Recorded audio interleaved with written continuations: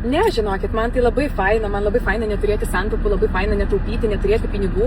Man labai smagu, kad mane vyras pilnai išlaiko ir mano vaikai yra aprūpinti, irgi išlaiko, viską apmoka, restoranus apmoka, maistą. Aš nenoriu dirbti, man nereikia dirbti, man labai faina nedirbti ir neturėti santaupų. Man nereikia santaupų. Ką man tos santaupos? Aš dabar gyvenu šią dieną ir mes tikrai visą gyvenimą ir viskas bus pas mus gerai. Visada turėsim pinigų, visada. Ir kai man bus 5, bus 50, mano vaikai įstos į mokslus, aš vis tiek turėsiu pinigų, taigi mano vyras dabar turi pinigų ir man labai smagu jam visada paskambinti, jo paklausti ir aš galiu nusipirkti rankinuką brangesnį, aš visą laiką paskambinu ir paklausiu, ar galiu dabar kažką savo brangiau nusipirkti, bet man labai smagu tai daryti, žinokit, labai faina, neturėti santaupų yra toks fainas dalykas, nerealiai, žinokit, ir man visą laiką smagu jo visko atsiklausti, kai aš noriu kažką nusipirkti, kai aš noriu kažkur išleisti didesnę pinigų sumą, kai noriu su draugė nueiti pavakarieniauti ir papietauti, aš visą laiką galiu jam paskambinti ir jo paklausti ir aš galiu tai padaryti.